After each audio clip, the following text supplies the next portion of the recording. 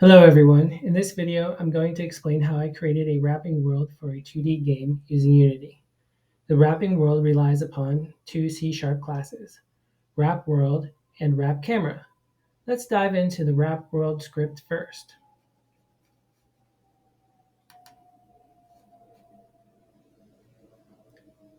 Here is the wrap world class written in C#.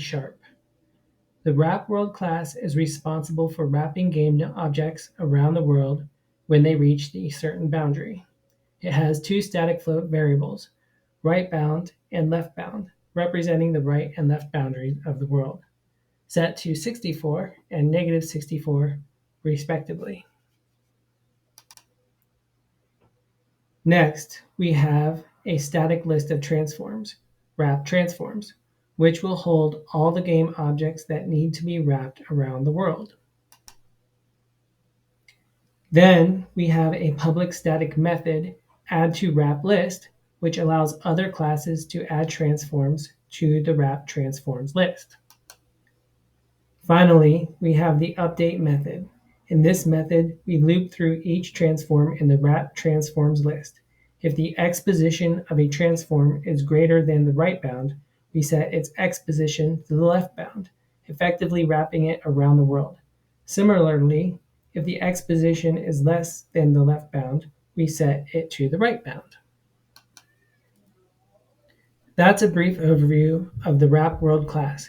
It's a simple yet effective way to create a wrapping world in a 2D game using Unity.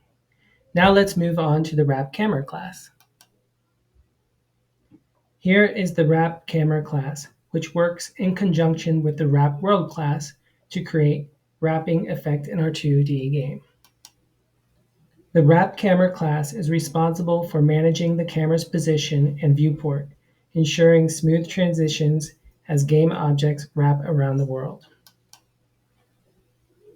This class has several fields, including upper bound, lower bound, and target, which represent the upper and lower boundaries of the camera and the target the camera is following. Typical things you would find in a follow camera script. An essential component of this method is calculating the delta, which is crucial for making the transition seamless when the camera wraps to the other side of the world. Without adding the delta, the transition is noticeable, and the scene appears to jump or twitch. By adding the delta, the transition is smooth and the target just moves to the other side without the user noticing. Another crucial ingredient is the overlay camera. Without it, users would see objects disappearing as they cross from one side to the other. But with the overlay camera in place, those objects appear to be moving normally, hiding the fact that objects are being teleported from one end of the map to the other. Additionally, this method manages the activation of the overlay camera based on the camera's position relative to the world bounds. In this part of the code, we are checking the position of the camera's edges relative to the world bounds defined in the wrap world script. If the left edge of the camera is less than or equal to the left bound of the world, we calculate the delta between the camera's position and the left bound, and then position the overlay cam at the right bound plus the calculated delta, activating it. This ensures that objects appear to be moving normally and don't disappear as they cross from one side to the other. In a similar way, if the right edge of the camera is greater than or equal to the right bound of the world, we calculate the delta between the camera's position and the right bound, and then position the overlay camera at the left bound plus the calculated delta, activating it.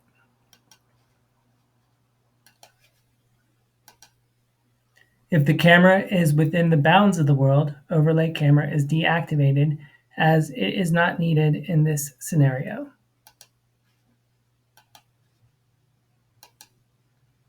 This interaction between the overlay camera and the wrap world script is crucial for maintaining the illusion of a seamless world, allowing objects to be teleported from one end of the map to the other without the user noticing. And that concludes the explanation of the Wrap Camera class. By utilizing both the Wrap World and Wrap Camera classes, along with the crucial delta calculations and overlay camera, we can create an engaging and seamless wrapping world experience in a 2D Unity game. I hope you found this video helpful, and if you have any questions or would like to see more content like this, please let me know. I'm also going to include a link to both complete scripts below this video. All right, thank you for watching.